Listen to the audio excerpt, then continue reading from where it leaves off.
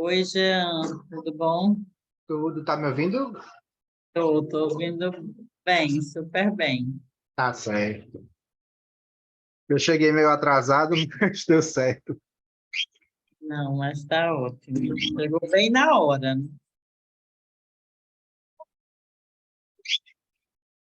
Você quer começar? A Ari tá aí também. A Ari no começo deu um story. Realmente é muita gente nesse filme. Você tem que ter muita atenção Eu não consegui acompanhar em vários momentos. Era muita gente aparecendo e é outra. É o filme para rever, para entender. É, Bem, Cadê a Ari? A Ari vai abrir? não sei, Ari, você tá aí? Ou então você sei, pode começar, Jean. Bom, Chegou. pronto. Oi, Ari. Quer começar? Não, vocês estão me ouvindo?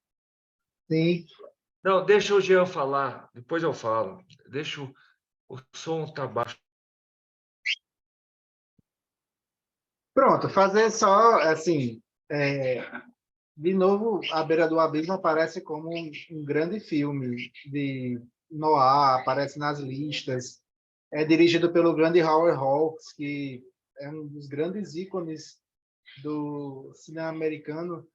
E ele tem talvez um dos casais mais célebres, né, das telas que se transferem para a vida real, que é a dupla Bogart e Bacall. Formalmente, né, algumas observações a gente escolheu, né, o Noah hoje, porque a gente falou muito na sessão passada, assistindo um filme expressionista, né, o M, que também trata sobre crime, perseguição, essas questões. Né? A gente começou a comentar sobre como o cinema alemão cria no expressionismo esse tipo de cinema com esse grande contraste preto e branco, bom e mal, né? Um cinema que está preocupado com mazelas, com personagens que não são particularmente simpáticos, personagens que estão à margem da sociedade, personagens cuja moral é bastante dúbia. E era algo que o expressionismo gostava de abordar. E quando muitos diretores do expressionismo alemão, dentre eles Fritz Lang, vão para os Estados Unidos, nos Estados Unidos o expressionismo pariu um filhote que foi o Noir. A interpretação, a resposta americana para o expressionismo foi criar dentro desse sentimento, né, esse sentimento de pessimismo, esse sentimento de que as pessoas escondem algo, de que as pessoas não são aquilo que parecem, todo mundo tem alguma culpa no cartório, com sempre um herói que não é tão herói assim, ele também tem problemas, ele também não é tão certinho, se criou, o que até Márcia colocou no grupo, se era estilo ou gênero, eu acho que é gênero, o gênero noir. Até porque o noir é muito mais do que só estilo. Mas o estilo do noir é muito marcante. O noir ele chega pegando deixa, né, essa escola do expressionismo sobre você marcar bondade e maldade com sombras, né, o preto, o branco, o claro, o escuro. Esses personagens, de novo, de moral duvidosa, os americanos interpretaram isso com esses filmes que têm esse teor de investigação, filmes policiais, com personagens que sempre eram muito arquetípicos, né? Você sempre, até como a Mari colocou na última sessão, você tem geralmente um investigador que está investigando algum crime e sempre se tem as fêmeas fatales, né? A expressão loura gelada, semi-fatales, no noir elas vão ter uma proeminência muito grande. O que é muito curioso, porque é uma sexualização das personagens femininas em plena vigência do Código Reis, né? Que era o código que impunha várias regras morais e de conduta que que os cinemas nos Estados Unidos não podiam, tinham que se adequar para poder serem aprovados. Era basicamente um código de conduta moral. E que grandes diretores e grandes roteiristas burlaram esse código à torta e à direito.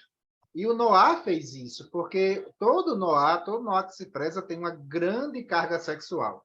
Né? Aqui você tem uma grande carga sexual. Não importa que o plot, né, o roteiro, o que acontece, na verdade, aqui a gente tem um exemplo disso. O que importa é a tensão sexual enorme entre Lauren Bacall e Humphrey Bogart. São as piadas que eles fazem, as piadas de cunho sexual, a, a demonstração de mulheres que estão muito à frente de seu tempo e elas são punidas por isso, né? Há um comentário social sobre isso. Mas com relação ao plot em si, né, que de novo, é aquela questão do detetive que segue um crime e que as coisas vão se desenvolvendo e ninguém parece ser quem realmente é, especialmente as mulheres, o que era muito comum nos noir. O plot é interessantíssimo, porque, gente, é complicado mesmo. Vocês não estão assim. A primeira vez que você vê The Big Sleep, você fica, poxa, meu Deus, o que é? Eu não estou entendendo. É isso. Ele é notório por isso. Parte da fama de A Beira do Abismo é como esse plot foi. Ele é complicado, ele é baseado num livro também muito complicado e que assim Howard Hawks teve uma dificuldade muito grande para transpor e tem muitas anedotas nos bastidores que Lauren Bacall se perdia muito. Ela chegava e dizia: não, mas quem foi que jogou fulano do Rio? Aí alguém disse: eu não sei, eu acho que foi um suicídio. Aí alguém dizia: não, eu já li a página no roteiro lá na frente. Foi o tal do Brody. Ela: quem é Brody? Até porque tem 2 mortos do filme, não aparecem sequer no filme, eles são só mencionados, entendeu? Eles são assim, essa perseguição, às vezes assim, sem propósito, mas não é o importante, não é o processo, não é o fim, não é o final, não é a descoberta. O que é importante é esse processo investigativo, essa delicioso vai e vem entre esses personagens, especialmente a Bacall e o Bogart, que demonstra muito, né, da sociedade americana da época, também demonstra muito desse sentimento pessimista da época, em que sempre tinha alguém que ia passar a perna em você, sempre tinha alguém que estava ali, que podia te matar, passar a perna em você, e que ninguém é totalmente confiável. E que o desfecho é maravilhoso, porque a gente não tem particular certeza do que vai acontecer com o casal, mas eles tentam, né? Eles vão tentar de alguma forma. E mandam Carmen para uma instituição. Eu acho que você tem um comentário muito grande sobre a maneira como se tratava também as mulheres e também as mulheres, de novo, que não se conformavam com o sistema, e isso é muito recorrente nos noir.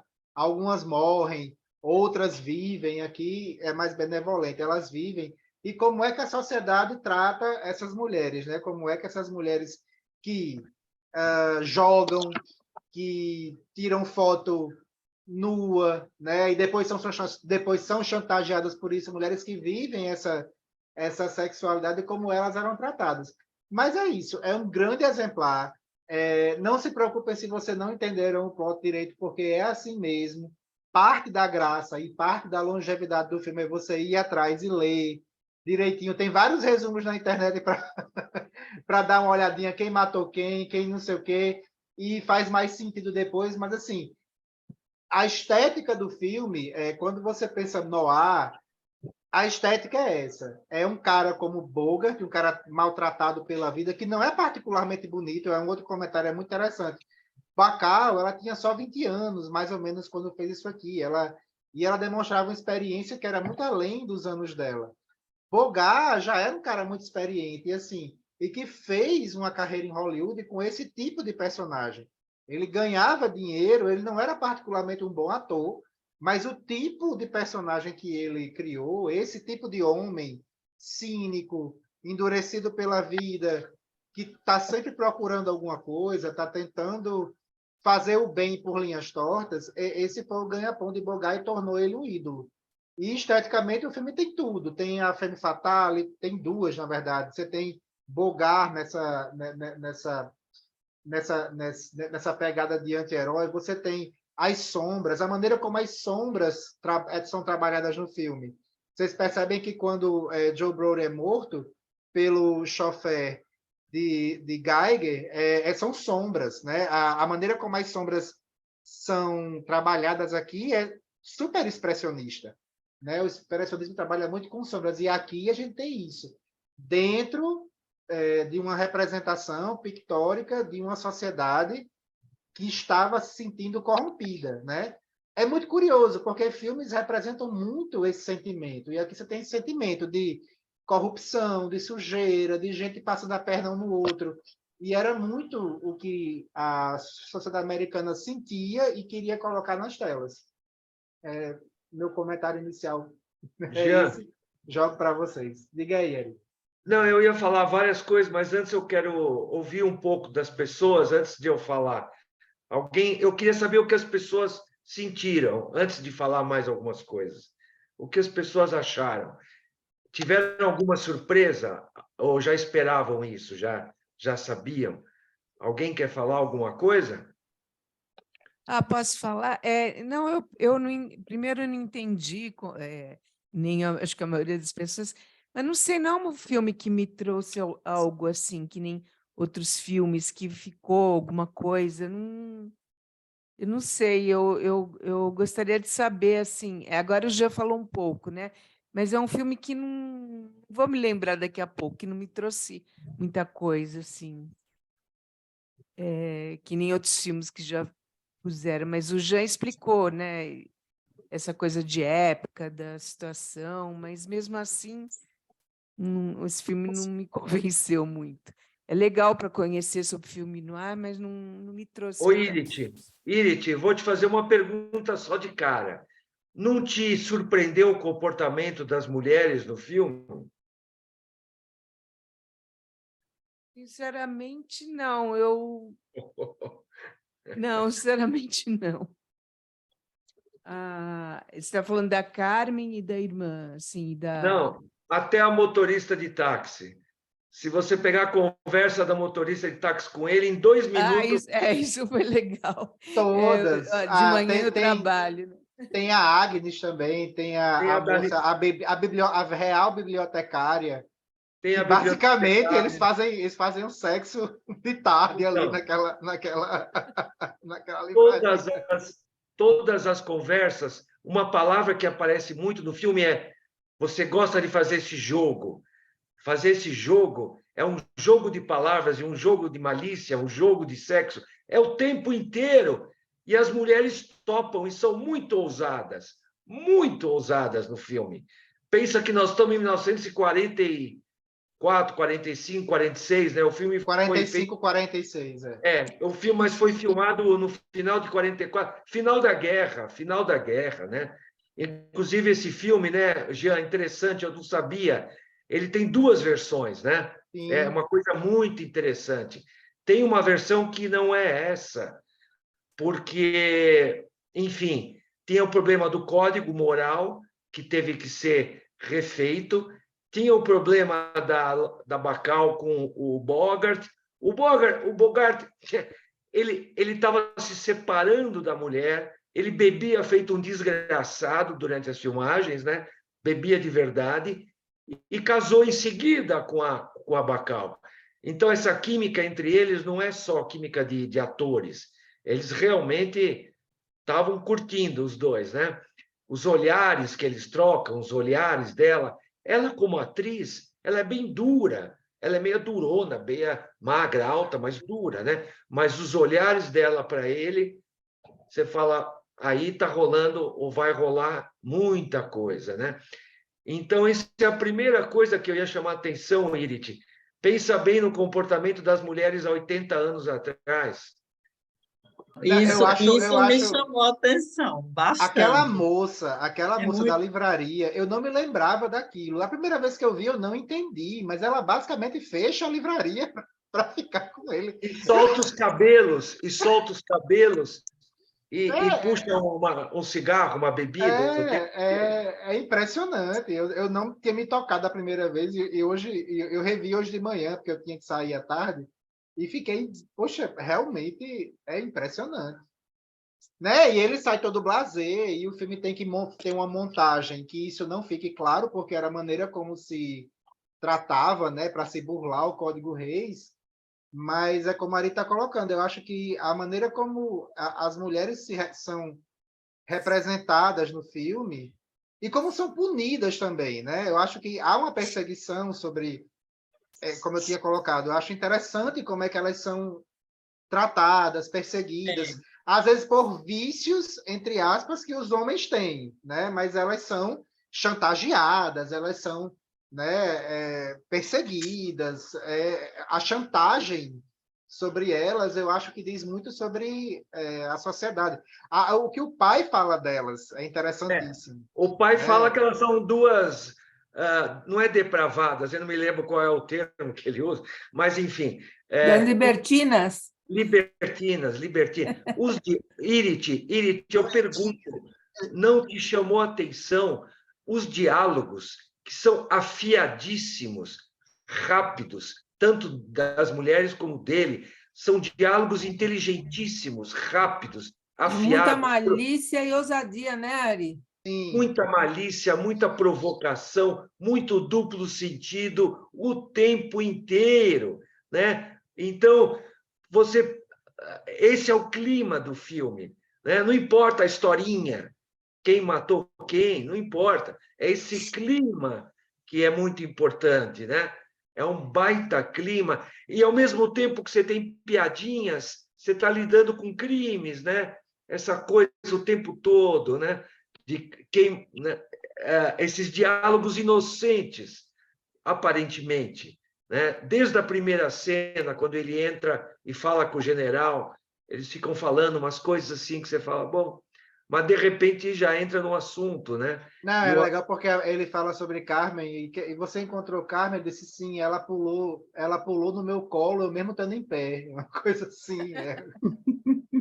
E isso é uma coisa, esses diálogos de Ari está colocando, isso também é uma característica muito, muito forte nos noir, é essa rapidez de diálogos. O noir você identifica também por esse vai e vem, esse ping-pong assim, entre os personagens. Isso é muito...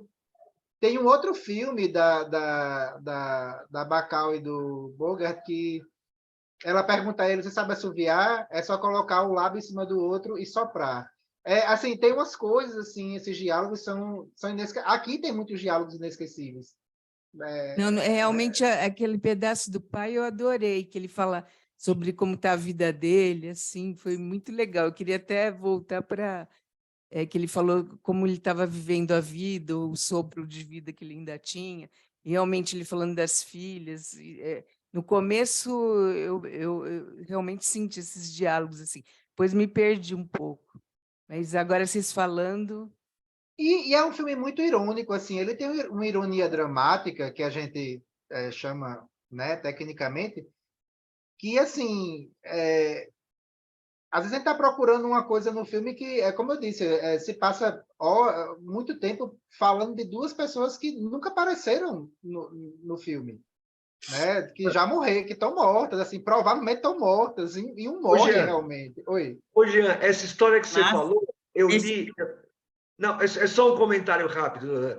Eu li que durante as filmagens, eles mesmos ligaram, você viu isso? Eu não sabia. Eles ligaram para o Raymond Chandler, eles ligaram para o autor do livro para saber, mas pera um pouquinho, esse personagem morreu como? Porque eles não sabiam resolver o roteiro durante a filmagem. E o próprio autor do livro, que é o Raymond Chandler, falou, é verdade, nem eu sei como morreu. É enrolado mesmo. Márcia está um tempão aí com a mão levantada, né? Chegue, Marcinha. Cadê Marcinha? Olha, gente, boa noite. Eu estive ausente, sem ser na antepenúltima, porque a Câmara não estava abrindo, quer dizer, eu estava presente, mas a Câmara estava fechada. Assisti um pedaço E depois faltou energia aqui no bairro e eu não assisti o resto do debate, que foi no Walkabout. E no passado eu não tive condições de assistir, mas estou muito feliz de estar aqui hoje com vocês.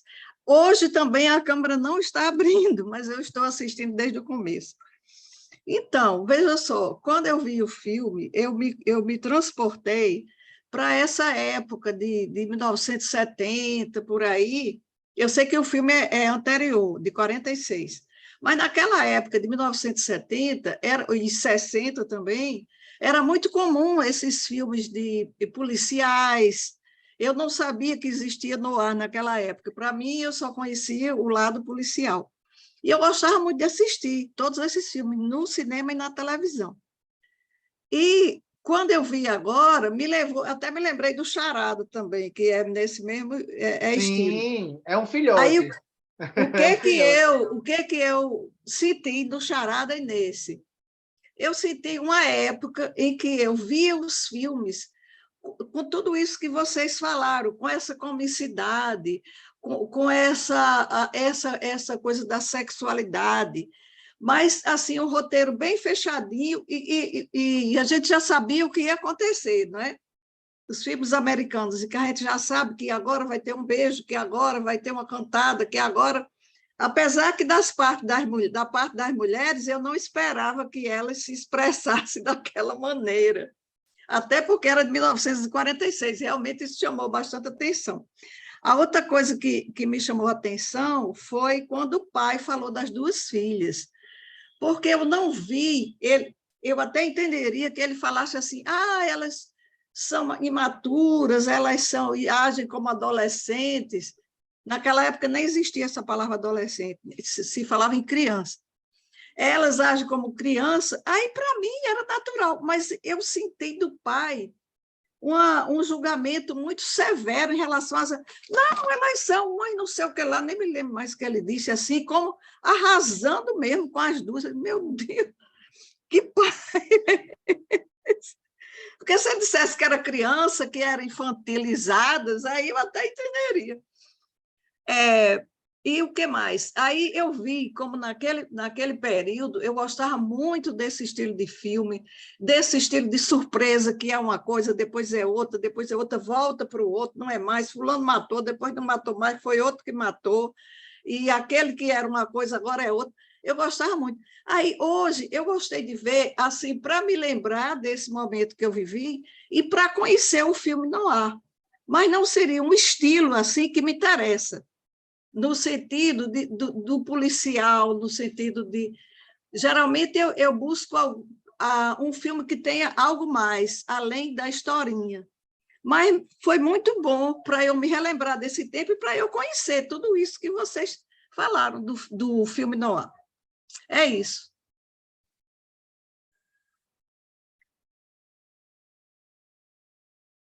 Obrigada, Márcia. Alguém mais quer falar? Floresa, quer falar alguma coisa? Não, eu já até falei, né? Para mim foi uma surpresa essa ousadia, né? Essa ousadia das mulheres e também a gente vive num outro mundo hoje, né? Então a forma como as mulheres são tratadas é uma coisa que dá uma estranheza assim, muito grande, né? Porque elas são tratadas, ele empurra ela, ele fala assim, é uma coisa assim tão grosseira, né? Tão estúpida. E elas são tratadas mesmo, como aquela mulher objeto, assim, né? Uma coisa bem... Isso dá uma agonia na gente, né? Em assistir. Mas é o que eu disse no começo, eu me perdi totalmente, em vários momentos, não sabia mais quem era quem, né? E aí, a minha curiosidade também de saber um pouquinho, né? O que é esse gênero, esse estilo, né? E como é que a gente identifica, né, em outros filmes que a gente vai assistir. Então, eu gostei mais por causa disso, mas como Márcia, não é um filme que me atrai, né? Ela citou aí o Walkabout, que a gente assistiu, acho que aquele ali foi 1000 para mim, foi muito, né, aquela coisa que lhe empolga. Esse não, mas é curiosidade de saber mesmo sobre o noir. Acho que os homens gostam mais desse filme. Nem todo noir, ó, é engraçado, e é por isso que eu acho perigoso a gente colocar o noir, fechar como estilo, apesar de ter muito estilo, mas assim, existe neo-noirs e tem muitos filmes atualmente que são neo-noirs, né? É uma definição nova. Eles são coloridos, por exemplo, você pega um filme que é excelente, Los Angeles, Cidade Proibida, que já tem alguns anos, ele é colorido, ele emula o estilo noir, ele é um neo-noir. A gente tem alguns filmes atuais que vão nessa mesma pegada, mas que não reproduzem a paleta de cores típica do noir, né? São filmes que já oferecem cores. Você tem elementos noir em filmes que não Mas, tem nada a ver com noir, tipo Blade mas Runner. seria sombras, seria escuro e claro, seria o quê? Além dos diálogos né, dessa coisa É isso. Quando você tem um noir colorido, você tem que analisar o que é que a paleta de cores quer dizer naquele filme. Porque há de se ter uma comunicação com aquele mundo, aquele universo, entendeu? Então, por exemplo, você pega um filme que não é noir, mas que tem uma grande influência do noir, tipo Blade Runner. Blade Runner é uma ficção científica, mas ele se desenvolve como um filme noir. É um investigador que está investigando uma coisa, existe uma femme fatale, que é um androide, e todo aquele universo futurista é demonstrado com cores, mas em sombras, a chuva aparece muito em noir, aquela sujeira, as pessoas tristes, as pessoas procurando alguma coisa. Então, assim, esse sentimento ele é mais importante, às vezes, do que o próprio estilo, entendeu? Há esse feeling. Então, não dá para a gente dizer assim, o noir é apenas preto e branco. Não. Existem noirs coloridos também. Mas o que é que você faz com essas cores? Qual é o universo que você está abordando, entendeu? Eu acho que tem também o outro lado do noir, pessoal, que é a noite. Todas as filmagens não são à noite. Sim, E criaturas noturnas. Noturnas tem a ver com o sol, tem a ver com Apolo, né? A noite tem a ver com Dionísio, né? São as emoções, são as coisas com mais Deméter, com Hécate, a rainha que gere a noite, é uma mulher misteriosa. Tem o mistério da noite, tem as coisas do inconsciente, dos desejos, né? Esse filme tem que ser à noite, ele não pode ser filmado com luz do sol numa praia, digamos, né? Não pode ser filmado em Copacabana durante o dia. Estou exagerando, mas ele é todo nesse clima de que à noite você não vê bem as coisas, você não enxerga, é proposital, você não enxerga bem as coisas, você não consegue entrar no âmago das pessoas, no inconsciente das pessoas, nos desejos, na história de vida das pessoas, no que elas querem. E as coisas são muito cruas. Inclusive, minha mulher, a Bel, viu aqui comigo também e falou, mas eles não se emocionam. Acabou de cometer um crime, eles já estão fazendo, bom, então vamos fazer isso, vamos fazer aquilo. Não tem nem espaço para uma emoção, não é uma coisa assim. É muito prático e é muito, né? É uma avalanche de fatos que tem que ser resolvidos e práticos. E ele é um cara bem pragmático, né? Digamos, né? Mas fala aí. Não, eu posso estar perguntando uma coisa muito idiota, viu? Porque eu não sei. Eu assisti aquele filme, Jean, que eu até perguntei a você da música, 99 Luas, né? 99 Eu não Luas de... achei, eu não achei a música que você queria, eu acho. Nem eu busquei, que a música é linda, linda, linda. E aí ele está numa mostra aqui em Natal, e aí eu assisti, e aí você falando várias coisas, porque o filme se passa à noite, é muito sexual, é o tempo inteiro, é uma loucura, e as imagens ficam assim, sempre entrando em umas boates, umas coisas assim, sabe, bem loucas. É um filme bem interessante, bem diferente, bem diferente. E aí é um casal que é obcecado sexualmente, eles ficam loucos um pelo outro, então é umas cenas assim bem loucas. E aí, quando você diz, não, tem um novo noir, ele poderia ser classificado, eu não sei se vocês assistiram, né? Tem crime? Aí você tem que perguntar, tem crime? Existe um Não, crime? tem crime, não. Tem muito sexo e muita Não, então tensão, não. assim, tudo O de noite, sexo, tudo de Não deu noite. Tem que ter o, crime. Então tem que ter crime, né? tem. O crime é um elemento essencial do noir.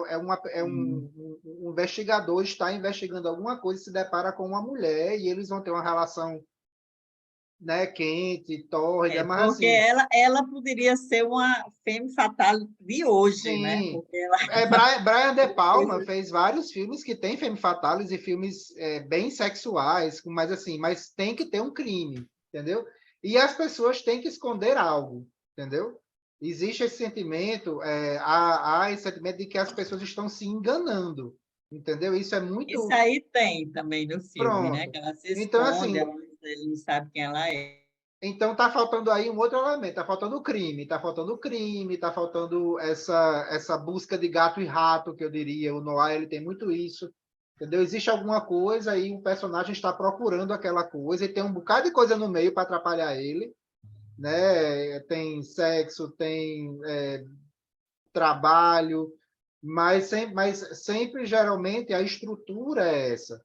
Eu também recomendo muito Chinatown, que é um filme abriu neo-noir, porque é um dos primeiros que foi feito colorido, e Chinatown do Polanski é um filmão, e pega todos os elementos essenciais do noir, mesmo sendo colorido, Ô, Jean, e é isso. Oi. Michael Douglas e Sharon Stone, te lembra algo, não? Sim, isso, exatamente. É bem nessa linha mesmo. O Instinto Fatal, ele é um neo-noir, entendeu? Assim, claramente. É um personagem que está procurando algo, que está sendo, né, perseguindo algo e se encontra com uma loura fatal, super sexualizada, que tem algo muito sério para esconder, várias coisas, na verdade, e aos poucos isso vai se desenrolando nessa teia. Tipicamente, pronto, é um sentimento. Aí o filme tem esses elementos, e o sentimento do noir, de pessoas notívagas, pessoas que têm algo para esconder, mulheres fatais, mulheres que e eu acho muito legal porque a Atração Fatal, todo mundo já viu a Atração Fatal? Todo mundo lembra do final? Acho que Não lembro mais do final, não. eu não tenho Assisti. como dar, eu não tenho como dar spoiler, não existe spoiler de Não, filme né, não. A gente de vê de trocentos. novo, né? Mas assim, eu vou dizer em linhas gerais, mas o tratamento que se dá à femme fatale de Instinto Selvagem já é bem moderno, já é bem mais moderno, entendeu? Com certeza. Assim, ela não é uma pessoa, ela é uma pessoa amoral, mas o filme não há um julgamento em dado momento do filme. Então, assim, você vê que aqui eu acho muito curioso. Eu acho muito curioso nessa questão do tratamento das mulheres, é essa questão de você fazer essa análise do que elas fazem no filme, do que Carmen e Vivian fazem, né? Elas têm os mesmos, entre aspas, vícios, mas são vícios que elas têm, assim, já em decorrência de uma situação, de uma opressão. Há uma repressão sexual em relação a Carmen, e Carmen se liberta sexualmente. E você vê que o filme flerta com o fato de que ela entra numa histeria, né? E na histeria ela mata, e depois, no final, como é que a gente pode tratar essa mulher que matou nisso aqui? Tem locais para mulheres assim.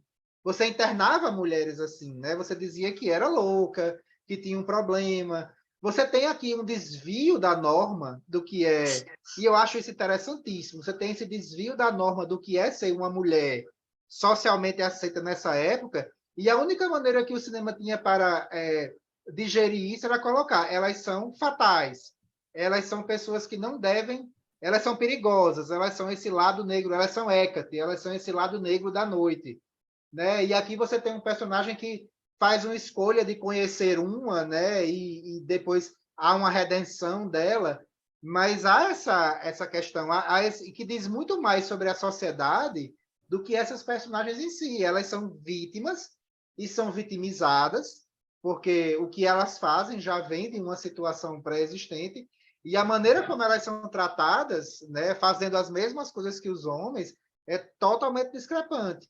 E eu acho isso interessantíssimo. Eu acho esse aspecto psicológico, criminal, social, de como se viam essas mulheres. Como é que você trata uma mulher que gosta de jogar? No caso da Vivian, né? Uma mulher que joga, uma mulher que é liberta sexualmente, uma mulher que quando vê um cara dá uma Bebe. logo na cara como cara, que bebe. Bebe que nem o homem, né? Isso. Numa dose. É como o pai coloca logo lá na frente. Ele já tem consciência de que elas não são mocinhas, né, aptas para casar, e ele está conformado Já. com isso. Oi. A Deixa eu só- Elizabeth está com a mão Elizabeth e levantada Márcia. Desculpa. faz um pode- tempão. Faz um Pronto, desculpe. tempão. Elizabeth, põe o som. Fala, Elizabeth, você Sim. colocou, Ah, pediu não, é primeiro. esse é o segundo filme no ar que eu assisti. O primeiro foi Down by Law, não sei se vocês assistiram. É de Sim, que já é um... 1986. Sim. Foi Do tão interessante. E esse foi o Jim segundo, eu achei Jarmusch. legal.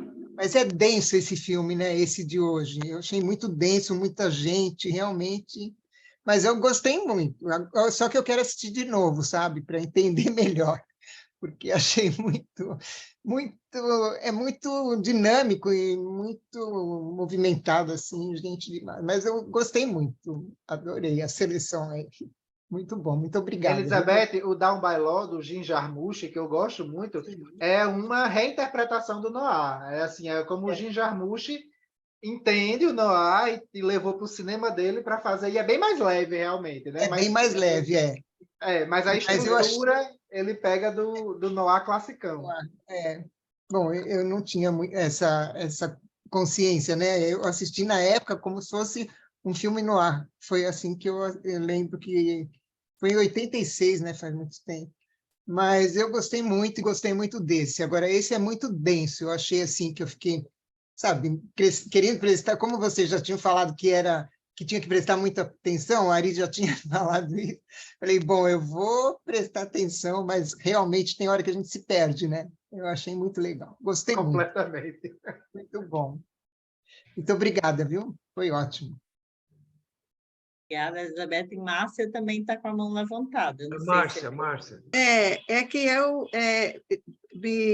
fiquei muito interessada em saber mais, como vocês estão falando aí do filme Noir, e como esse filme é de 1946, assim, eu gosto muito de relacionar o filme à época que ele foi produzido.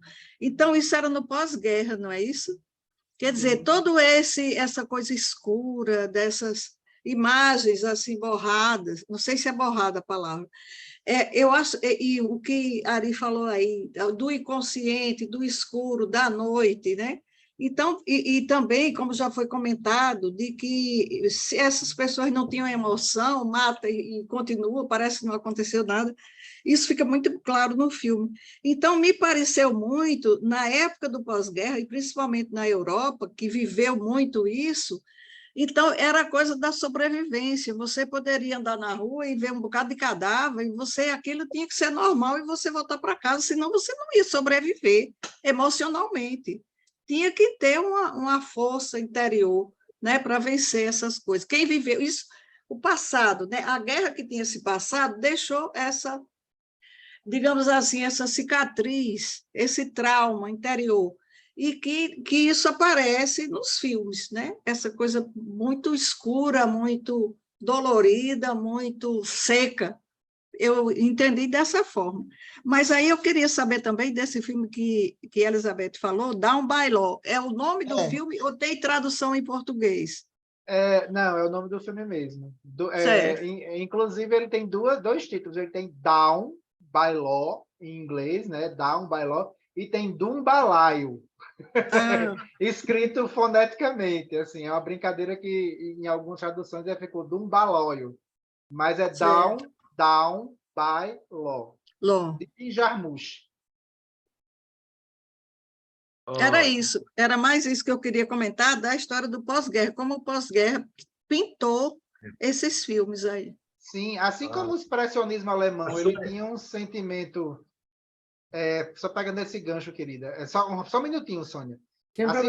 Assim como o expressionismo, como eu tinha colocado, tinha um sentimento de que alguma coisa muito grave ia acontecer ali na Alemanha, os sentimentos de ascensão nazista, né, em que já existiam sentimentos, coisas, e o expressionismo colocou isso na tela, o noir, né, como uma manifestação pós-expressionista americana, já lidava com esse sentimento de que algo muito sério aconteceu e como é que a sociedade estava reagindo com isso, e era esse cinismo aqui, era isso. Era esse cinismo, as pessoas frias, essa frieza, esse cinismo, essa dificuldade de relações também. Mas, Sônia, É o seguinte, primeiro, eu fiquei com um problema seríssimo com essa escuridão que foi o filme, porque meu olho ardia, você pôr colírio no olho, porque eu não conseguia abrir o olho no final. Eu falei, gente, está escuro demais. Eu acho que a minha tela é configuração, não sei o que, é que está muito demais, né? E no computador pequeno realmente fica acentuado. E a questão que me chamou a atenção, bom, teve essa das mulheres, e ao mesmo tempo que elas tinham essa ousadia, essa audácia desse posicionamento, né, que para aquela época realmente era ponto fora da curva, entre elas tinha sempre muita cumplicidade ou Sororidade. Sororidade, né? Me chamou a atenção isso também, porque acho que, no fim, todas passavam pelo mesmo tipo de opressão por outro lado, né? Então, elas extravasavam nesse daí. Elas se cobriam, né?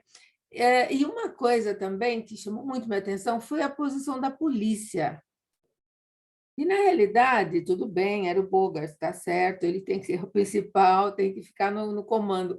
Mas ele avisava a polícia do que estava acontecendo, ele dava ordem para o pessoal da polícia, não chegava a polícia nunca, né? Na hora que... Nem para ver depois que o crime aconteceu, que não aconteceu. O cara, na realidade, não sabia nada do que estava acontecendo, né? Até o momento eu fiquei pensando, será que a polícia não faz parte deste sumiço de fulano, de outro Beltrano, não sei o quê? Mas depois eu pensei que não, mesmo no final ele faz, né? E tem uma frieza muito grande. Na realidade, mesmo nos momentos que você vê a tensão sexual entre os dois, né? Nas falas, nos olhares, ao mesmo tempo é frio, porque não tem uma aproximação, um chego, sabe? Uma coisa assim mais apelativa. É muito frio, né? É de longe. Ela canta, ela faz a metáfora do jogo, de apostar, do resultado, do cavalo, aquele negócio todo, e ele na mesma linha. Eu adoro aquele diálogo da cela, aquela do metáfora cavalo. que ela usa do jogo, filho, foi tirar o chapéu, né? Altamente sedutora, né? E ele correspondendo em uma linguagem que eu acho que, desculpa, mas eu acho que as pessoas hoje, com essa agilidade das falas, das coisas, dificilmente prestariam tanta atenção a uma fala daquela e criaria esse jogo, porque um foi completando a metáfora do outro, assim, tipo, nós somos dois na mesma corrida, né? Fazendo na mesma, uma em cada baia, fazendo a mesma ação, né? E porque hoje as pessoas são mais rápidas, não fala, as coisas são expressas muito curtamente, né? Com muita falta de clareza no que está querendo falar, e eles, sem falarem no assunto, eles deram um banho, foi muito lindo. Eles se instigam intelectualmente também. Sim, É acho que é uma sexual, coisa mas que é faz falta intelectual hoje, também. né? A coisa é muito explícita, mas assim, e às vezes tira até o sentido muito do momento. E eu achei que havia assim uma sinergia muito grande, né, entre essas falas dele, não só as ações, as falas. E do mesmo jeito, essa comunicação, esse tipo de comunicação em vários setores, mas era tanta gente, que eu nem não consegui guardar todo mundo, não. Mas aquele do cassino, na hora que ela queria jogar e eles não queriam deixar ela jogar, ele também teve um jogo de olhar com ela e com o Bogart, assim, tipo, estou com você. Ele sabia que tinha gente já na cola dela ali do lado, que acompanhou ela o tempo todo ali, que ele já está de olho nela faz tempo jogando no cassino dele. mas ele fez o jogo do contente, sabe? Estou com você, vai lá, tal. Ela ganhou e ele ainda deu um olharzinho e balançou a cabeça para ela, como quem diz, vai lá, tua vez. E, sabe, é de uma inteligência emocional nesses momentos, porque por dentro ele estava puto, né, gente? Ou não? Ou a impressão, desculpa, saiu sem querer. Mas ele estava muito bravo, né, com aquilo, porque era um prejuízo para ele grande, né? Eles estão combinados, Sônia. Ele com ela? Ele com ela, fazia parte da chantagem dele. Ele tava ele chantageava ela, ele combinava que todo dia de noite ela ganharia e devolveria para ele os valores que ela supostamente tinha ganho, entendeu? Essa Ele não, parte ele não orgulho do perdia, ele não sapo. perdia ele não perdia um centavo. Então aquele olhar foi de cumplicidade de verdade, né? Não era Isso, eu que achei que ele foi assim. Ela estava sendo Tá. chantageada por ele. Aí ele fazia ela todo dia fazer essa armação de ganhar muito dinheiro. E é por isso que depois Bulgar, quando pergunta se você tiver aí $12.000 na sua bolsa, eu deixo aqui mesmo, eu deixo em É paz. E isso ela que eu não não mostra. entendi. É que eu dei um pontapé aqui na tomada, eu desliguei, eu não sei como eu consegui desmontar o adaptador, ele desligou tudo, então teve um pedacinho que eu mosquei, mas ali eu achei que houve, aquele olhar me chamou muita Porque deixa atenção. eu ver se eu consigo explicar. Ele, né? Sim, Eu esqueci agora o nome dele. mas, Ele que tinha a sim, esposa que supostamente estava tendo caso com um cara que estava sumido, mas que e que estava estava morto escondida. realmente, o Rogan estava escondido. Na verdade, ela não tinha um caso com ele. Quem teve Sim, um caso, quem ensaiou um caso com ele foi a Carmen, entendeu? E Carmen, sim. quando foi rejeitada por ele, matou ele. Então todo mundo sabia, esse pessoal sabia disso. Ele pegou a esposa dele, que supostamente tinha um caso, ele não desmentiu, só mandou ela morar em outro canto, manteve essa versão, esse Em comentário de que segurança, né? a esposa tinha fugido com ele, mas ele estava com ela por quê? Porque aí ele iria chantagear a irmã de Carmen. Aí ele chantageava a irmã de Carmen para dizer, olha, se Tá. você não fizer esse esquemazinho no cassino, eu vou lá e delato sua irmã que matou o cara. Tá, ok. Fechou. Isso é bem resumido, né? O Não filme é mas me mais chamou a complicado, atenção, mas eu percebi uma coisa ali de cumplicidade que eu achei que ele estava no teatro, porque ele tinha acabado de falar para o Bogart que ela estava causando muito problema para ele, tal, quer dizer, para o Bogart olhar com outro olhar para esse jogo dela, né? Então, eu achei que tinha alguma coisa. E como eu perdi um pedacinho, eu perdi duas vezes, no começo e com essa atualização nova do WhatsApp que eu não consegui entrar, né? é curioso porque é justamente essa ali há uma tensão que é ditada por quem tem poder sobre quem, né? Então É, assim, Lauren tem um poder sobre o personagem de Bogart, do Marlowe, que é sexual. Ela tem o poder, e ela realmente tem um sim. poder que é sincero, que é honesto naquele momento. Mas ao mesmo tempo tem o dono do cassino que tem um poder sobre ela, que é um poder sobre essa chantagem, entendeu? Que ele falava, por que você fala dele e sua mão treme? Isso. Alguma coisa tinha ali, mas eu achei que era por causa do vício, E alguma que o coisa assim. filme, e que Bogart, durante algum tempo, acha que é um poder meramente sexual, e que não é Sim, um poder de chantagem. Então, quais são os poderes que os homens podiam ter naquela época sobre uma mulher? Era ou sexual, ou de chantageá-la por alguma coisa, entendeu? Então, assim, há um risco premente sobre aquela mulher. Aquela mulher é colocada numa situação de de de vítima e opressão, né? de opressão e de opressora. E é essa ambiguidade moral que faz um bom noir, porque todo mundo ali tem algo de Uau! vítima e tem algo também de opressor, né? De quem de vitimizador. Agora, para mim, fantástico foi a forma como ele se livrou do cara no final. Aquela cena da porta, gente do céu, para mim foi muito bem feita, muito bem. E o cara ainda vem assim, cai aqui para dentro. Eu achei que foi bem Esse, bolado aquilo. Irit, eu acho que Irit quer falar de novo. Tá com a mãozinha Iris está com a levantada. mão levantada. Então, essa cena foi legal mesmo, mas o que me irritou um pouco assim é que nem vocês comentaram, a frieza, assim, se apaixona com uma frieza e se mata com uma frieza e não acontece nada, assim, ninguém tem reação nenhuma. Essa paixão, assim, todo mundo se apaixona em um segundo E é um negócio frio, não sei que química que vocês viram, eu não vi química nenhuma. Mas, pelo menos teve o beijo no carro, né? Que eles se beijaram, né? Essa questão da falta dessa frieza no contato físico, isso aí é um subproduto justamente do Código Reis, né? Em que você não podia ter certas condutas na tela, homens e mulheres não podiam se tocar de certa maneira, os beijos não podiam ser de certa maneira.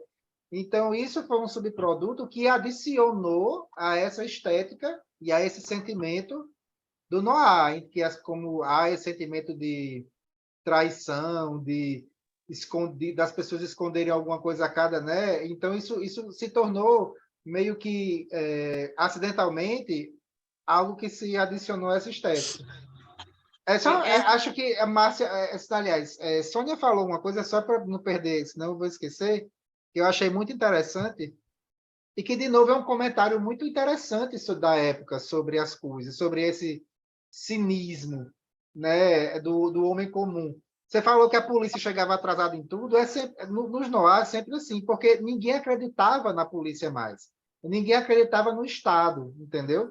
Então, a única maneira de você investigar alguma coisa era através de um detetive particular que ia utilizar de outras maneiras, né, de outro modus operandi, que não era aquele chancelado pelo Estado, porque o Estado está falido.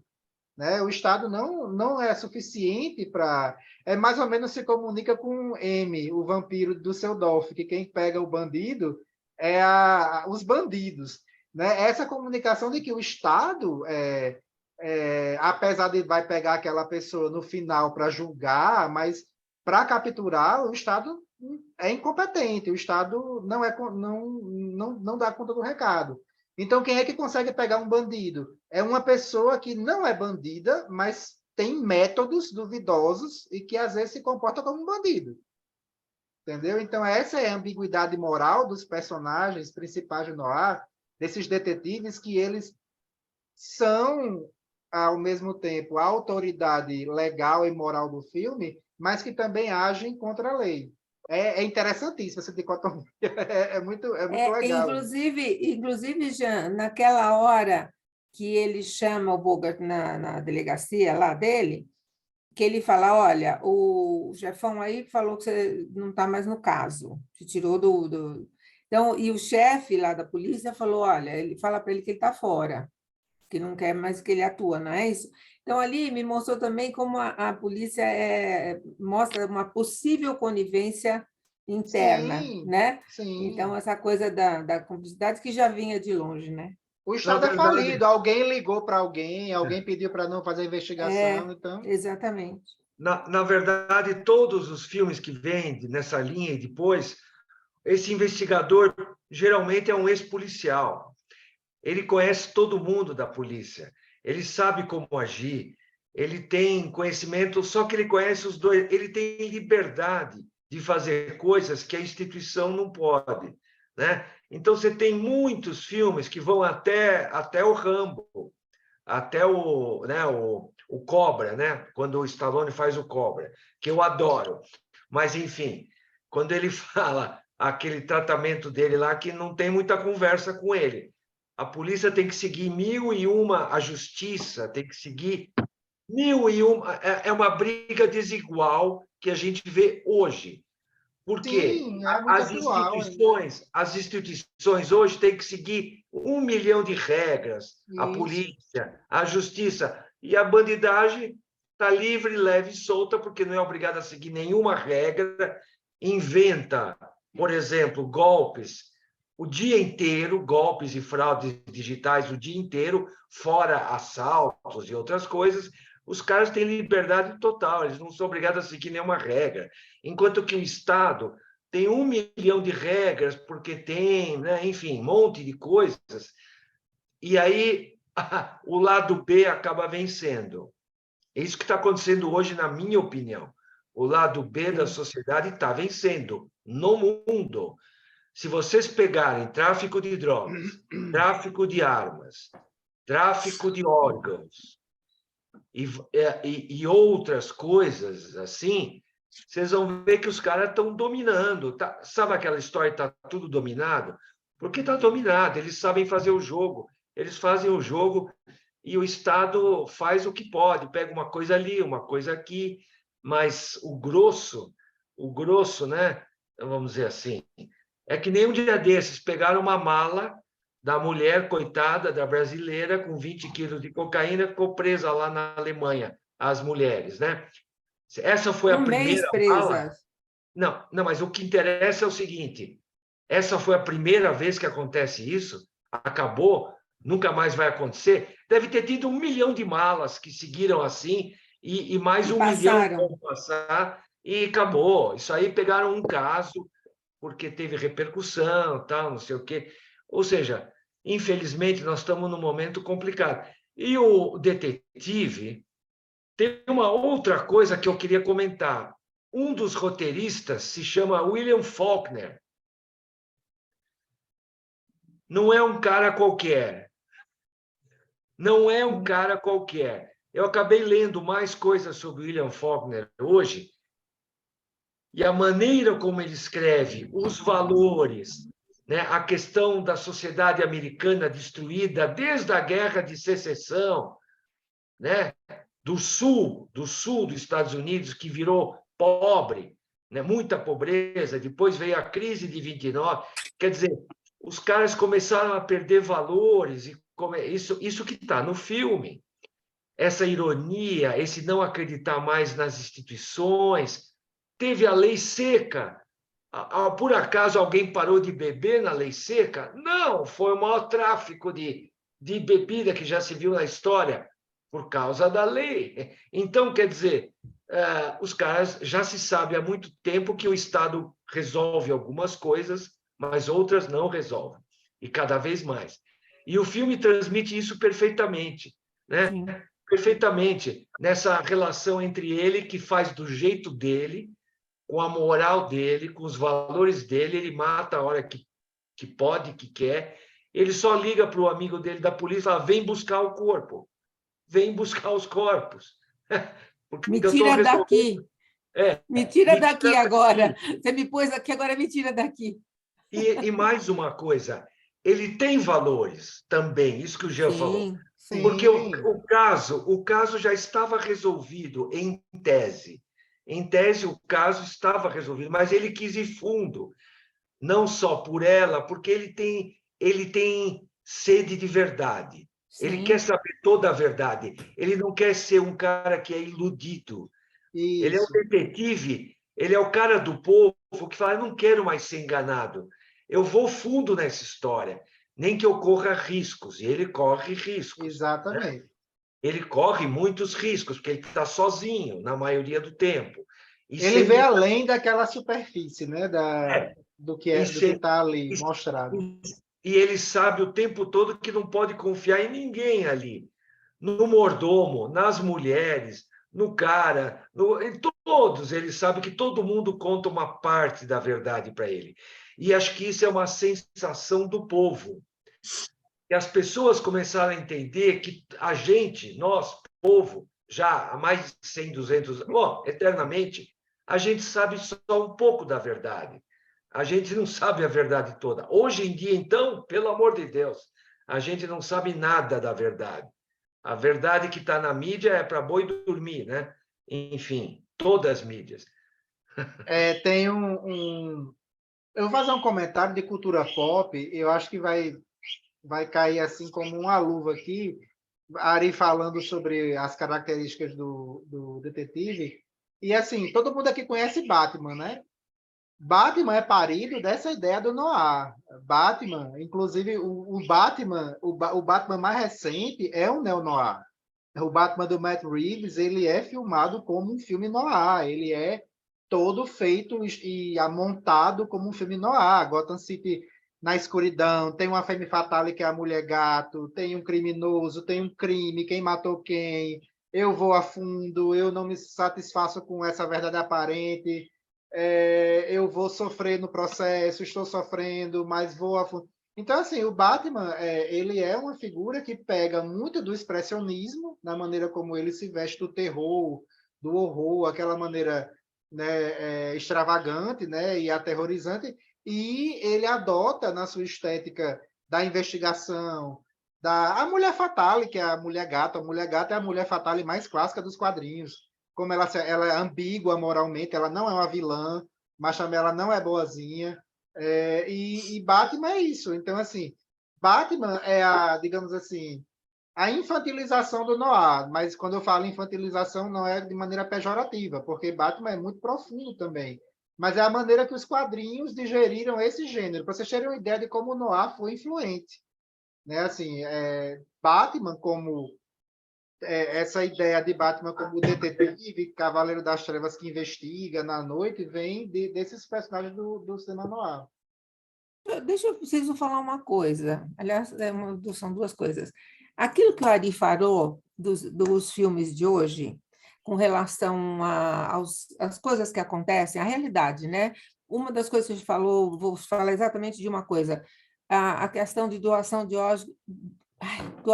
órgãos e mercado negro de órgãos, né? É muito atual isso. E eu assisti agora com a mania do Netflix, de vez em quando eu pego aquelas séries e fico assim meio alucinada. E são séries que eu jamais assistiria. Eu assistiria as americanas, sabe o filminho e tal?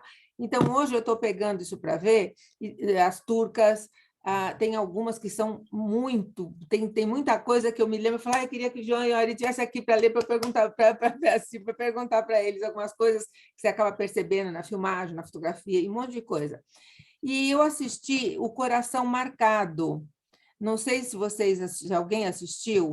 Não vi ainda. Eu peguei do nada da Colômbia, que pouco me interessava naquele momento, mas eu falei, deixa eu ver o que é isso, né? Porque eu tenho pego as turcas, e as turcas têm milhões de capítulos, e são todos muito compridos, que são novelas recortadas, né? Que eles vão fazendo... E aí eu fico presa, vai me dando nervoso, e eu falei, não, deixa eu pegar essa que é mais curta. E eles abordam de uma forma que, pelo seu último comentário, o seu e do Ari, eu acho que ele tem muitas características no ar, porque acaba ficando uma pessoa contra o mundo, contra a polícia, todos contra ele, ele fica contra o povo, e o povo querendo acabar com ele, né? Já que tinham acabado com a vida dele. E tem essa coisa de algumas imagens dão uma escurecida em alguns ambientes. A polícia é aquela coisa, e quando você vai ver, está todo mundo envolvido e tal, e isso está gerando outro dia eu estava vendo um comentário que está gerando muito uma polêmica com o governo da Colômbia, que eles estão assim, olha, não é assim, aqui é tudo correto, é tudo na lei, e ali mostra, gente, é assustador o que eles mostram sobre o trânsito dos órgãos, né? Mas eu achei que tem essas características. Ele ficou naquela questão do investigador, ele chegava antes da polícia, ele trazia as coisas para a polícia, sabe? Tinha o crime, tinha... Mas tem a mulher? Tem duas, na passagem aí tem duas. Elas têm alguma coisa a esconder? Não é que tenha a esconder. Uma morre inesperadamente, assim, que tudo que se diz respeito a ela está escondido. Como é que chegaram nela, como é que mataram, como é que ela com aquilo apareceu. E tem a outra pessoa que recebe o coração dela, ela foi assassinada e o coração foi para outra pessoa. Esse é o começo do filme. Então, tem duas mulheres que ficam nesse... E ela, com aquele coração, com aquele transplante de coração, ela acaba querendo saber quem é, e ela se envolve na vida... A vida dela fica muito interligada, as duas. Tem as mulheres com essa mesma pessoa, ele vai atrás do enigma, que não é do enigma de uma ação, de uma morte. Começa com uma morte e depois ele vai ver tudo que está... Tem muita coisa, como aqui, vai entrelaçando. Mas aí, Sônia, pelo que você está me contando, assim, quando... A beleza desses gêneros é que, às vezes, você vê um filme como esse que não necessariamente ele é esse gênero, mas ele tem influências dele. Tem, com certeza. Exatamente. Por que vocês falaram nos últimos comentários é isso. Isso. Então, assim, esse filme é noir? Não, mas ele tem influência? Pode sim, com pode certeza. ter, entendeu? Porque, assim, às vezes um filme ele não segue uma certa cartilha, ele não é como eu estava colocando Blade Runner. Blade Runner é uma ficção científica. E o Sim. Ridley Scott, quando foi filmar ele, filmou ele como noir.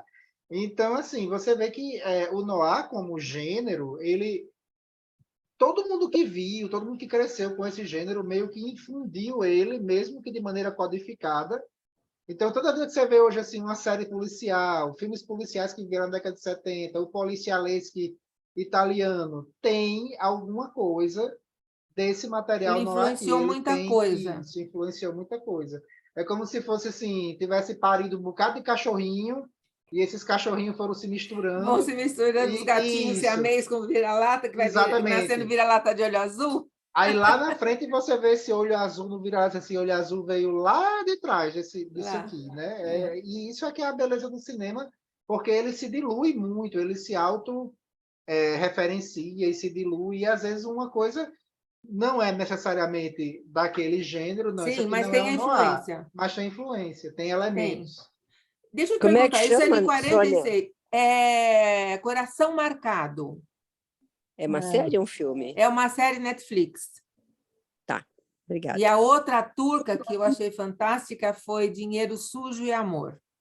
Os artistas são fantásticos e as cenas, os truques de filmagem são uma coisa assim, maravilhosa também. Como é que é Coração? Coração Marcado é esse Marcado. Da da Colômbia. E o outro é turco, é Dinheiro Sujo e Amor. Ok. Ô, Estela, aproveita e Fala. fala alguma coisa do filme, Estela, depois a TM, fala alguma coisa. O que eu achei do filme é que realmente ele é muito rápido, né? Os diálogos são ótimos, assim, mas a gente não consegue acompanhar, né? Porque é muito rápido. Quer dizer, você consegue ler, mas não consegue digerir, né? Entender e relacionar muito personagem, né? Você devia ter um elenco assim do lado, assim, sabe? Que você tem quem é quem para poder seguir. Mas é muito legal, muito legal. Mas é para ver mais de uma vez mesmo, ou então ler as sinopses aí que o Jean falou nos comentários. Agora, a atitude das mulheres chama atenção, com certeza, né? A ousadia delas, assim, a cena inicial, que ela se joga no colo do outro, né? Que está de pé, assim, de repente... Ué, como é que ela ficou deitada assim, em cima dele, que nem deu para ver como é que foi, né? Então tem muita coisinha assim para ver, mas para digerir com calma, né? O que mais foi o ritmo, né? O ritmo mesmo tem que seguir, tem que prestar muita atenção. Legal, É isso aí, legal. gostei. Valeu, Estela. E TM, tem algum comentário, TM? Deixa eu ver, agradecer, né? Porque eu não sabia nada, ainda sei pouco sobre Noir, e quando eu assisti o vídeo eu tinha que prestar atenção, né? No diálogo. Eu achei os figurinos lindíssimos, né? Elas lindíssimas, aquele cabelo, assim, o cenário também, muito bonito o cenário, né? Muito bem cuidado, tudo. E me impressionou beber muito e fumar, porque aí agora eu entendo, assim, meus pais nasceram em 45, né? Minha mãe nasceu em Era 49. sexy, Time, era a epítome do sexy. Mas eu imagino, mas eu não sei como será o impacto, né, das meninas, das mulheres quando elas iam ao cinema e assistiam isso. Acho que dava um impacto. E dirigi também, porque minha mãe nasceu em 49 e ela não bebe, não fuma e não dirigia, sabe? Mas eu tô falando de Brasil, né? Mas, né, é muito adiantado, é muito avançado, se a gente for falar de um filme de 46, mostrando as mulheres fazendo isso, né? E quem nasce em 46 ainda não estava fazendo isso. Então, eu achei bem louco. Aí eu entendi uma coisa também, como os diálogos eram sexuais, né? Tem essa conotação. Tinha que ser muito inteligente também para ter esse diálogo. E agora eu entendi por causa da lei, né? Dessa restrição de ter esse contato físico. Então, eles faziam o sexo pelas palavras, né? Ou pelos gestos, né? Aquela da sela do cavalo que eu achei também icônica, maravilhosa. E a segunda foi quando ela senta e ela começa a coçar a perna. E ela vai puxando assim, ela tá coçando a perna. E ele para de coçar a perna, tipo... Mas ela sentou já em cima ali, ela tá conversando, falando um diálogo difícil e coçando a perna. Tipo, são umas sacadas, assim, tipo, para burlar a lei, vamos botar... que eles queriam, era isso, né? E eles encontraram uma forma, achei muito interessante. Na verdade, todo mundo quer ver ela sentada, subindo um pouco o vestido para mostrar a perna dela, e ele também. Aí ele fala, pode coçar, coça. Aí ela coça, a perna sobe um pouquinho o vestido, né? Mas é o tempo inteiro, é isso que você falou. Não podia mostrar nada explícito, mas os diálogos são diálogos explícitos, né? Como certo. Não, e os roteiristas tiveram que se esmerar nisso, é como na época da ditadura, né? A gente não pode falar direto, aí desenvolveu todo o jeito de Isso, burlar. Isso também, isso eu exatamente. achei muito agora, né? Depois que o Jean explicou, eu compreendi, dei mais valor, entendi melhor, né, esse diálogo e cada detalhe, né? Como eles tiveram que burlar aquilo para poder atingir o objetivo deles. Senti falta de Agora, emoção, mas agora compreendo também o próprio contexto, final de guerra e tudo mais, né? Agora, eu não sei, como será que um casal de jovens que ia assistir o cinema voltava depois de assistir um filme desse, né? Queria imaginar essa situação, né? Em 46, 47, né? O que será que acontecia, né? O impacto que dava. o filme tem uma coisa também. Essa coisa das mulheres é porque os homens milhares foram para a guerra, né? E as mulheres assumiram muitos papéis de homens, Isso. né? No dia a dia, né? Como a motorista de táxi, mas em fábricas, em comércio, em lojas, em tudo, né? Porque centenas de milhares ou milhões foram para a guerra.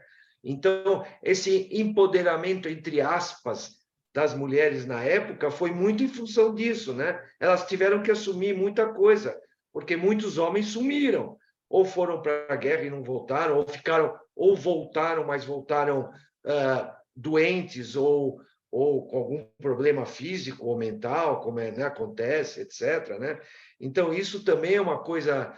Agora, o filme, ele rendeu mais ou menos 3 vezes o que ele custou. Ele até que foi bem de público, mas os críticos da época, eu li, né, agora que eu não lembrava, os críticos criticaram a complexidade do roteiro. Eles acharam realmente muito complicado a trama, mas na montagem de 1945 era mais fácil entender o filme. A primeira montagem tinha 20 minutos de diferença em relação a essa. Então, diz que tinha cenas que eram mais bem explicadas para os espectadores entenderem. Só que eles trocaram essas cenas por outros motivos do código de conduta e para enfatizar a relação da Bacall, da Lauren Bacall, com o Bogart. Isso foi enfatizado na segunda versão. Na primeira versão era mais bem explicado as coisas, mas não tinha tanta ênfase sexual, talvez, nos diálogos, né, como tinha. Isso é o que a gente lê, né? Inclusive, Ari, só para complementar, na primeira versão, quem tinha mais... a personagem de Carmen tinha mais falas, diálogos, e isso desagradou os agentes de Bacall, porque né, ela era a estrela. Então, assim, até teve essa treta né, nos bastidores, porque havia né, diminuir o papel de Carmen para dar mais visibilidade ao papel da Vivian, né, da Bacall. Exato. E eu ia falar do roteiro, porque tendo 3 roteiristas, e um deles se chama William Faulkner, eu não sabia... O William Faulkner, ele vinha para Hollywood, tipo assim, eu tô mal de grana, eu preciso ganhar uma grana. Aí ele ia para Hollywood, escrevia um roteiro, ou participava e ganhava uma bela grana. E o Howard Hawks, que é o diretor, fez vários filmes que o Faulkner era roteirista, porque o cara sabia escrever muito bem, né? Muito bem. Mas mesmo os roteiristas parece que tiveram problemas para encontrar solução para todo esse roteiro complicado, né? Mas ter roteiristas de alto nível. Isso também é um diferencial do cinema noir, né, Jean? Eles tinham bons roteiristas, porque para fazer o filme noir, você não pode ter um roteiro meia boca. Você tem que ter um roteiro bem pensado. Pode ter uma falha, mas ele é muito fechadinho, né? O roteiro, você vê que eu imagino Se que na prezava muito por filmagem, ser fechado, né? Eram muito herméticos mesmo. então, na filmagem, acho que não tinha mínimo espaço para improvisação. O roteiro era todo decupadinho, porque senão a coisa não fecha, né? Um roteiro tão complicado como esse, né? Mas é muito legal. Ieme, eu queria só comentar uma coisa com você. O noir influenciou muitos diretores japoneses nesse futuro, que aí se criou o gênero de filme japonês do Yakuza. Quando você vê vários diretores que foram filmar sobre a Yakuza, você vê muitos elementos do noir. Você vê a ideia de onde foi parar o noir e suas influências. Deixa eu só dizer, Alexandre acabou de chegar, a gente já está quase finalizando, né? Ele tinha falado que não ia dar tempo, não sei se assistiu o filme, se quer falar alguma coisa. Obrigado, Nossa. Florenzi. Sim, né, desculpa, pessoal, eu estava no trabalho e tinha mais um appointment, uma coisa pessoal de 4 às 5 daqui, então é meio tarde, me juntando meio tarde. Eu não sei o que já conversaram, mas talvez para continuar no tema dos assuntos de sexualidade na época de 1945, né, no final da guerra. Estava lendo, acho não foi a leitura, foi um documentário sobre no início do século, né, do século XX, como as ideias do Freud começaram a influenciar a sociedade, a mídia americana, mais através de acho que era um primo do Freud que morava nos Estados Unidos, eu esqueço o nome agora, mas ele começa a operar com agências publicitários e justamente em priorizar a libido das pessoas, né? A libido de uma maneira geral. Então, eu não tenho um pensamento muito bem formulado, mas esse documentário me veio à cabeça como talvez um começo de uma abertura, né, das pessoas para esses temas mais o indivíduo tratando dos seus desejos, sexuais ou não, e influenciando cinema, inclusive.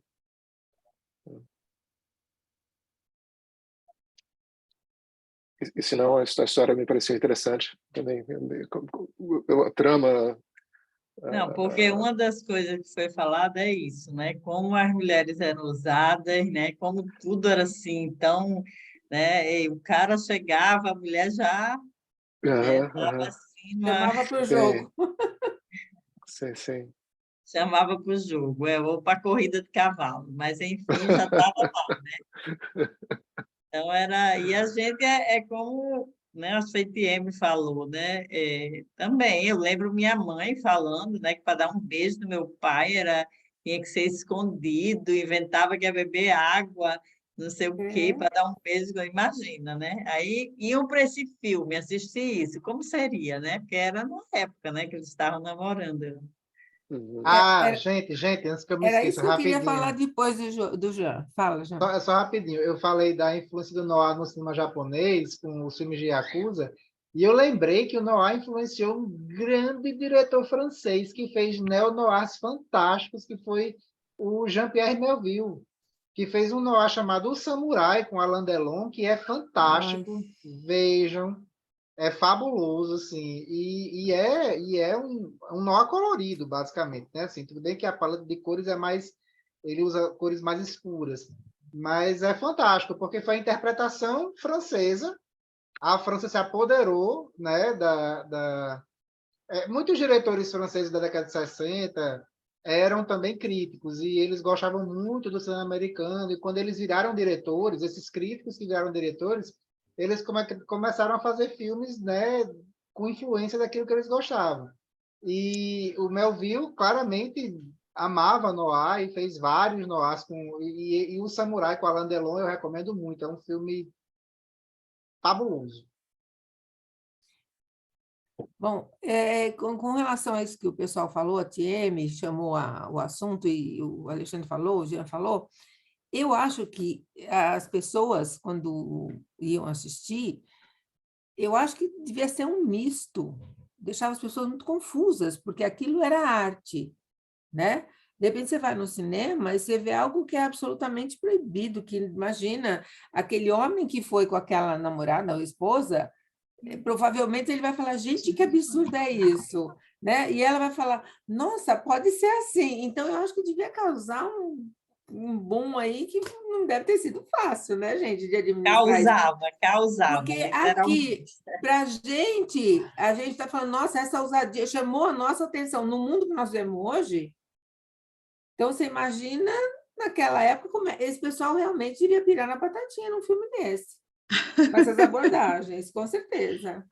Olha só, eu estava pensando aqui nisso que a Sônia falou, mas eu lembrei que existe a censura em alguns países, em algumas épocas. Por exemplo, no filme Cinema Paradiso, aparece que os beijos naquela época eram cortados.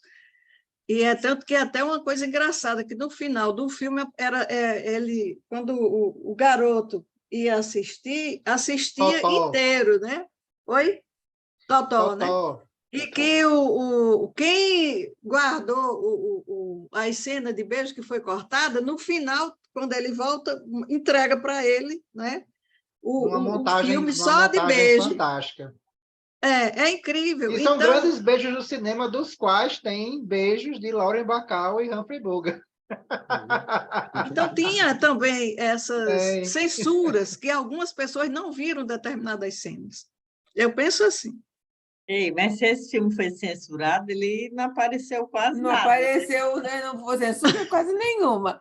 Deixa eu falar aquela série turca que eu falei para vocês, O Dinheiro Sujo, e que me chamou a atenção, porque a cena era tão profunda, desse olhar, eles falavam pelo olhar. Depois eu fui perceber no segundo filme que eu falei, isso é truque da filmagem, porque aquele olhar é uma cena que ela era mais lenta. Então, a cena dizia na forma que eles conduziam a filmagem, que acentuava isso.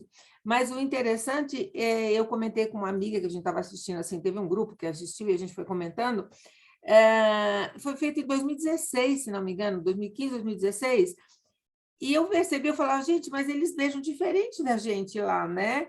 Porque era um beijo que a boca ficava uma em cima, outra embaixo, eles quase que não... a boca ficava esquisita, não era aquelas bocas que a gente vê nos cinemas franceses e americanos, essas coisas, né? Eu falei, nossa, eles beijam diferente. Depois a gente foi conversando e lendo que lá eles têm uma censura qualquer abordagem sexual é muita censura. Então, eles não podiam, na rua, quando eles se encontram e que eles falam que eles vão se declarar, eles encostam a testa assim um no outro. O toque, você vê a censura, e isso de 2015, gente, não é muito distante, não. Né? Para ver como esse daí estava lá na cinema, frente, né? As artes, de modo geral, elas são temperadas, né, por esses sensores também. Agora, grandes roteiristas, grandes artistas, grandes diretores, eles conseguem meter o subtexto, o subliminar. Por um exemplo, eu acho que já contei aqui, mas vou contar de novo porque se aplica, eu gosto muito dessa história. Quando William Wyler fez Ben-Hur e chamou Charlton Heston para fazer o filme, e Charlton Heston leu as cenas com o personagem dele com o Messala, e eram altamente homoeróticas, tinha uma carga sexual muito, muito homoerótica mesmo. Ele olhou para ele e disse, não, eu não vou fazer isso aqui, porque isso aqui é muito gay. Aí o William Wyler disse, não, não. Aí chamou os roteiristas que tinham escrito daquela forma propositalmente, eles sabiam o que estavam fazendo, até porque havia o contexto histórico de que Messala e Ben-Hur eram, né, vinham de uma sociedade mais liberal, tudo. O texto é bem, quase claro em relação a isso, mas todo mundo enganou Charlton Heston, disse, não, mas não está aqui, não está escrito isso, eles apenas se olham profundamente. E quando você vê o olhar profundo de Messala com Ben-Hur no filme, você fica, estranho. E quando Charlton Heston viu o primeiro corte, ficou fulo da vida. Mas depois se acalmou, porque o filme foi um grande sucesso, ganhou 300.000 Oscars, Charlton Heston ganhou o Oscar dele. Então, é muito engraçado ver os roteiristas de Ben-Hur contando essa história, e tem em vídeo como eles conseguiram, né, como eles conseguiam fazer coisas que estavam além do que estava sendo mostrado, além do que era permitido, através disso, né, dessa maneira como você filma. É um sentimento, é um diálogo inteligente. É quando você vê em Spartacus, quando Antoninos e o outro personagem, eu não me recordo o nome, que é um senhor romano que tem um escravo, né, que é Antoninos, e ele pergunta, Antoninos, isso numa cena de banho, e ele pergunta, Antoninos, você gosta de ostras ou você gosta de caracóis? E há todo um diálogo sobre isso, e Antoninos, ele está falando de sexo, está falando de bissexualidade, e isso passava pelos censores. Os censores estavam achando que eles estavam falando de ostras e caracóis, porque é o que estava ali. Mas quando o Kubrick fez o filme, né, ele coloca uma imagem, um contexto, a maneira como os atores entregam, como Tony Curtis e o outro ator que eu me esqueci o nome, como eles entregam o texto, é isso que fica, e é assim que se burla, se faz filmes fabulosos no Irã, se burlando a censura. É inacreditável. Você vê e você fica, isso passa pela censura. Porque geralmente a censura, quem faz a censura, eu vou dizer uma coisa muito honesta, quem faz a censura geralmente é burro, não sabe. É literal, são pessoas que têm uma literalidade que às vezes a arte consegue, a boa arte, a arte inteligente consegue dar um rolê, entendeu? Então, assim, você vê que tem filmes fantásticos, como o balão branco feito no Irã, que você vê que está sendo criticado ali, a pobreza, e passa pelo censor.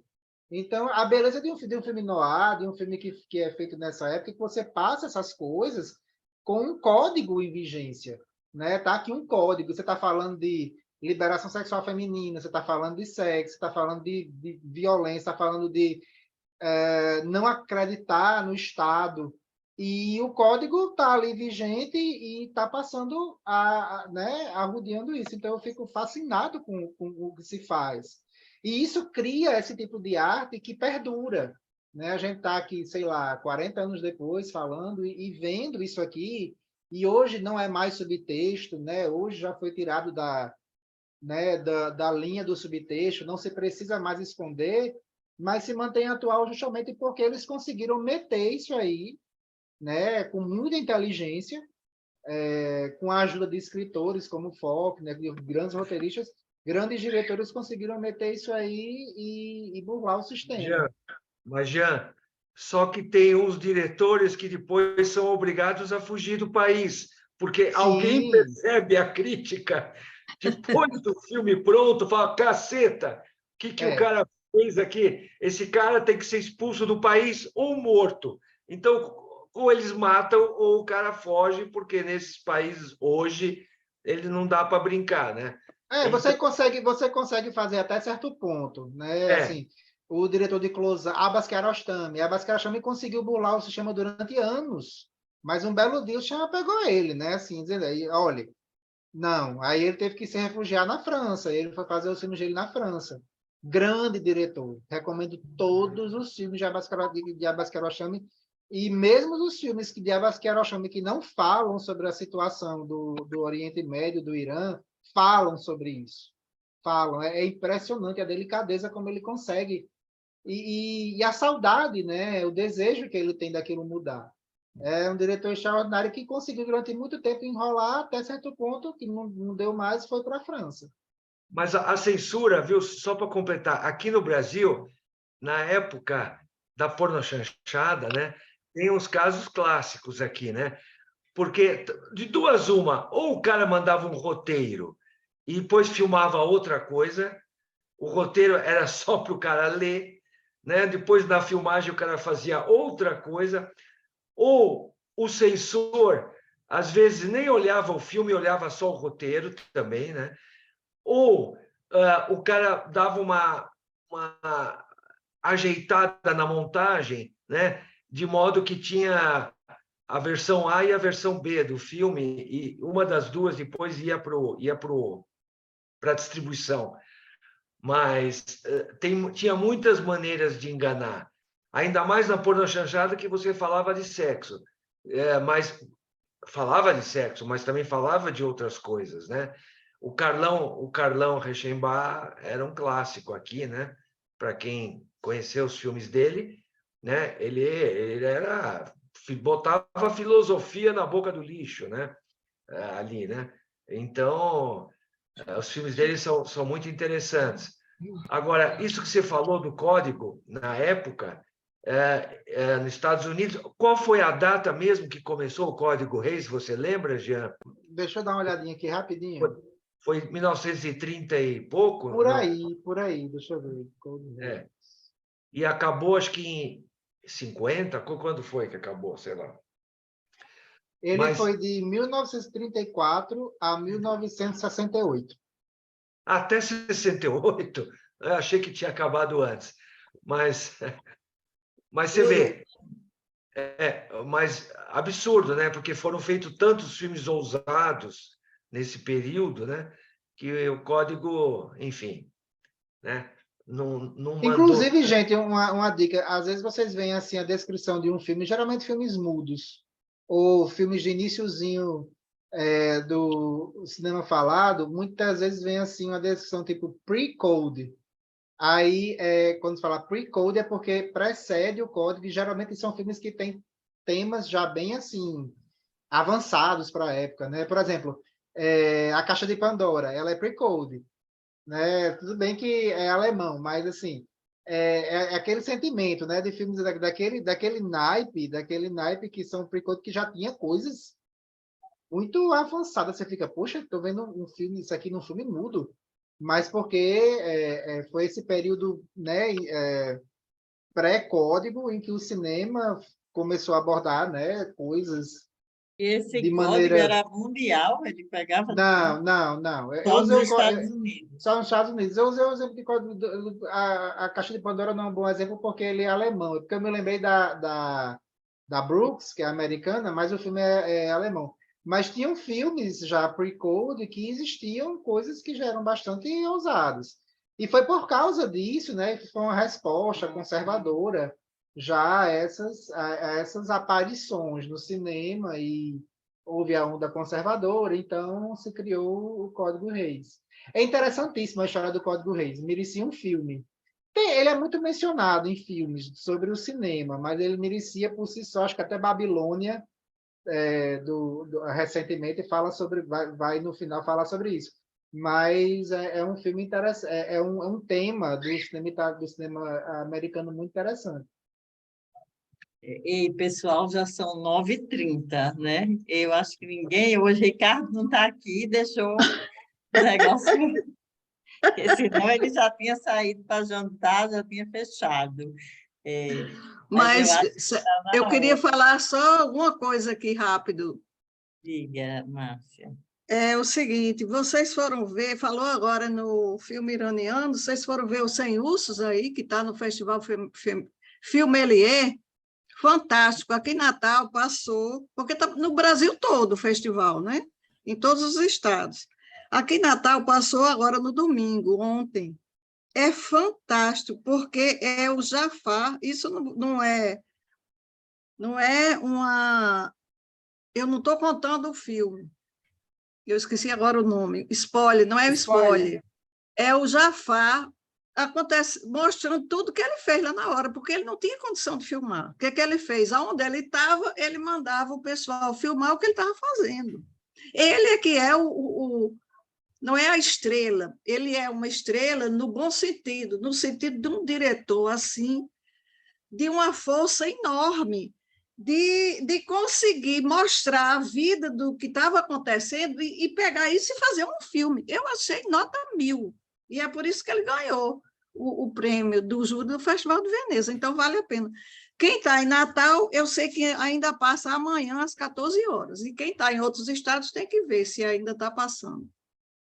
O festival, eu acho que vai até quarta-feira ou mais. Tem aí, é só colocar Festival Filmelier no Google. Era isso, terminei. Márcia é super antenada. Eu tenho vergonha de me chamar cinéfilo perto de Márcia. Eu fui assistir, Márcia, o que você indicou. Você acredita que estava com o horário... A gente olhou o horário errado, na verdade, e acabamos entrando no 99 Luas, mas eu ia naquele que você tinha indicado. Jean, eu só queria perguntar uma coisa. Em 1953, tem algum tipo de cinema, alguma coisa especial, de mudança especial, ou eram os mesmos que vinham vindo ali de trás? Ou tinha Na alguma década de evolução? 50, Década de você diz 50. assim, nos países, movimentos Mais específicos. significativos, Tinha alguma coisa muito significativa nessa época, não? Os musicais começaram que época, os musicais, né? Foi... Você lembra? Eu não lembro exatamente. Eu não me recordo, acho que Não, mas foi os depois, musicais. Acho que foi...